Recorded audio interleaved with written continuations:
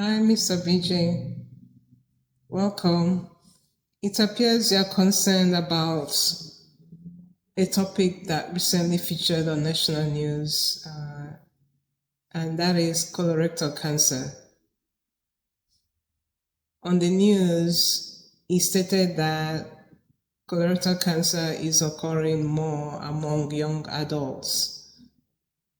I know cancer is a frightening word or topic to talk about. But we're going to talk about it in a way that is more proactive and also to reduce the stress that it may cause. Let's use the acronym CRC for it. So colon and rectum are parts of the intestines which are part of the digestive system that takes care of what we eat in order to get the nutrients we need and get rid of things that are not good for the body through the stool. So CRC is number 3, meaning is the third most common cancer among adults. Or no, let me correct that. I'll say it's among the cancers that cause adults to die in the United States, it is the number 3. Meaning that there are two other cancers. The second cancer is different for both men and women. So let's say there are 3 other cancers above CRC, but when you combine men and women, colorectal cancer is number 3. So,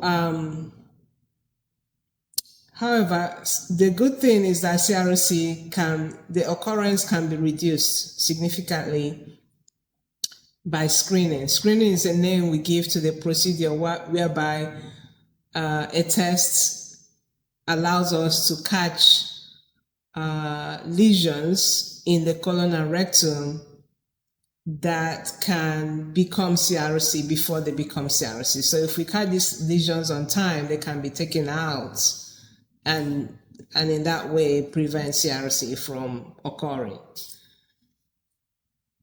The United States Preventive Services Task Force, I know that's a mouthful, but the acronym for it is USPSTF, which I know is another mouthful, but not as bad as the full 6 words.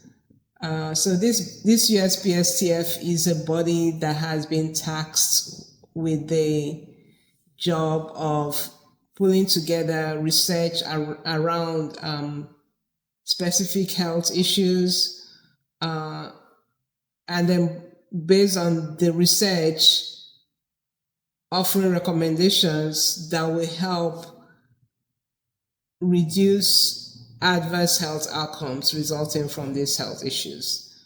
So for CRC, the USPSTF updated its recommendation in 2021, and that update was that screening for average risk adults should start at age 45 years. So when we say average risk, this means that the person does not have increased risk based on their genetics or their lifestyle or any other health issues that person may have. So usually screening occurs in people who are apparently healthy. They have no related symptoms. So one way, there are different ways to screen for CRC, but the gold standard is colonoscopy. When we say gold standard, that's like the reference, the preferred, the most effective, the most thorough. And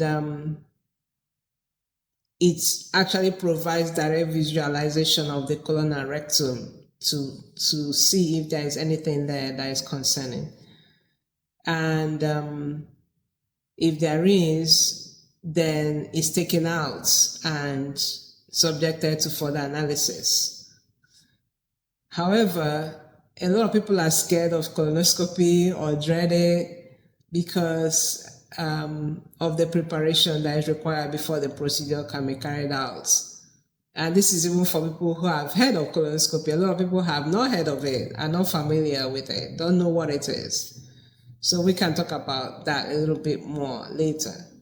The other method is, the acronym is FIT. So a lot of people call it a FIT test, but actually FIT stands for fecal immunochemical testing. So it doesn't make much sense to call it FIT test since the T stands for testing. All right, so this FIT is a stool-based test. And when I say stool-based, meaning that the test is done on a sample of stool that is taken, from the person being tested. And this stool is tested for blood that cannot be seen with the naked eye. And if blood is found in the stool, if blood is detected by the test, then further testing is required. And the further testing is then the colonoscopy that was being avoided. But a lot of people prefer this test because it doesn't require any major preparation. It simply use the tools that have been provided to collect a little bit of stool, place it on a card, and then submit it to the clinic or directly to the lab. So if this test is negative, no repeat test is required until after 1 year. However, if it is positive, like I already said, then more testing is required, and that's usually a colonoscopy.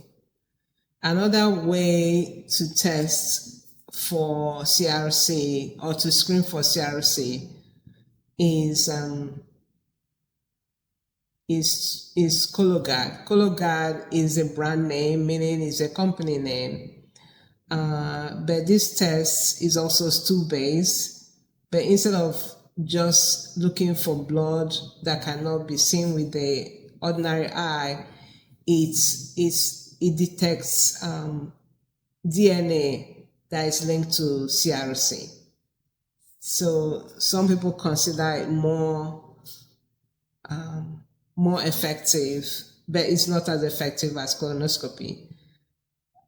So if it comes back positive, then further testing is required via colonoscopy. But if it comes out negative, then no further testing is required, no further screening is required until about 3 years. But in the US, the recommended frequency for repeat testing, if Cologuard is used for CRC screening, is 1 to 3 years. I know there's a lot of information, and you may have more questions around this topic, but I know there's a lot to digest. I don't want to overwhelm you, so I'll give you time to reflect on this information I've given you, and then you can make your decisions as to where you stand at this point and what you want to do. And if you have further questions, feel free to write them down and we'll address them in a future episode. Thank you for listening.